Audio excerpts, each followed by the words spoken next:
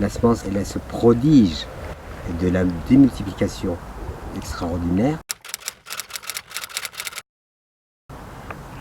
Quand on obtient ne serait-ce qu'un plant de tomates, un plant de tomates avec plein de tomates, etc., ça part simplement d'une seule petite graine, rien du tout.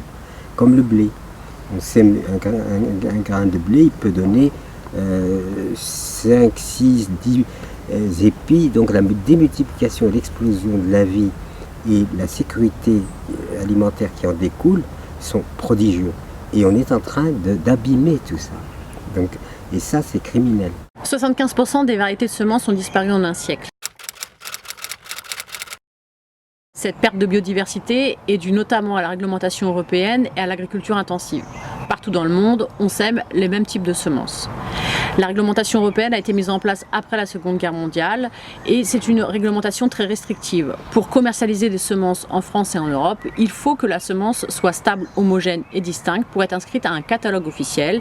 Et quand cette semence est inscrite au catalogue officiel, on peut la commercialiser. Dans ces semences, il y a les semences type hybride F1. Ce sont des semences qui ne sont pas reproductibles chaque année. Elles ne sont pas totalement stériles, mais si l'agriculteur reprend ces semences et plante des graines, on obtiendra une culture très disparate et inexploitable pour l'agriculteur. Pour certains, cette réglementation a été mise en place justement pour que les agriculteurs soient obligés de racheter des semences chaque année. La récolte qui va être issue de ces semences industrielles va produire des fruits et légumes qui sont homogènes, tous similaires et qui vont aussi mieux résister au transport. Donc ce sont des fruits et légumes qui sont parfaits pour les vendre dans la grande distribution. Le problème de ces fruits et légumes, c'est qu'ils sont moins nutritifs. Pour avoir le même contenu nutritionnel qu'une pomme des années 40, il faut en manger 3 aujourd'hui. Pour les carottes, le calcium diminue de 50% et le magnésium de 75%. La plupart des OGM qui sont cultivés dans le monde, ce sont des plantes pesticides, c'est-à-dire qu'elles tolèrent à l'infini un herbicide ou alors elles produisent l'insecticide. On peut estimer en France que 90% du bétail a été nourri avec des OGM.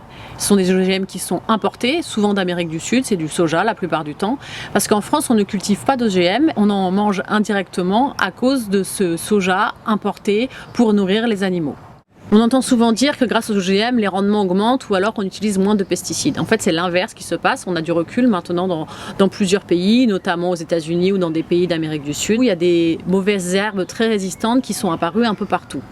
J'ai interrogé pour cette enquête un agriculteur aux États-Unis qui, lui, ne veut plus utiliser des semences OGM de soja car il a de moins bons rendements qu'avant et ces semences, le prix de ces semences a augmenté. Aux États-Unis, on estime que le prix des semences a été multiplié par 4 en moins de 20 ans. En Inde, il y a eu des cas encore plus dramatiques car les agriculteurs n'arrivaient pas à avoir de bonnes récoltes avec ces semences OGM. 300 000 agriculteurs se sont suicidés depuis 2002, depuis l'introduction des semences OGM en Inde. Lors de notre enquête, de nombreuses associations nous alertaient sur un point. Aujourd'hui, de nouveaux OGM sont développés par les multinationales. Dans les anciens OGM, il fallait introduire un gène d'une espèce différente dans la plante. Là, ce n'est pas le cas. On peut modifier la plante sans utiliser un gène d'une autre espèce. C'est inquiétant parce qu'on ne sait pas encore comment ils vont être réglementés. S'ils vont être réglementés avec la réglementation plus stricte que nous avons en Europe pour les anciens OGM, ou alors s'ils ne vont pas forcément être identifiables pour le consommateur. Et là, en ce moment, les associations se battent d'un point de vue juridique et politique pour que ces nouveaux OGM soient classés comme les anciens OGM.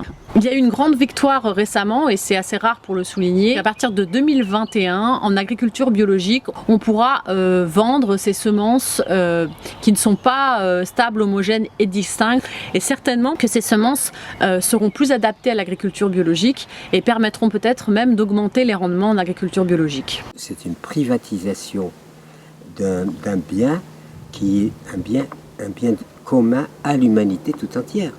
Et cette privatisation est criminelle, parce que chaque peuple doit pouvoir répondre à sa survie biologique, c'est-à-dire à sa propre survie, par les moyens qu'il maîtrise et qu'il possède. Aujourd'hui, on supprime les moyens que maîtrisent les peuples pour installer des semences qui sont tout à fait artificielles et qui sont source de profits colossaux, mais on ne prend pas en compte les conséquences que ça produit sur la vie des gens.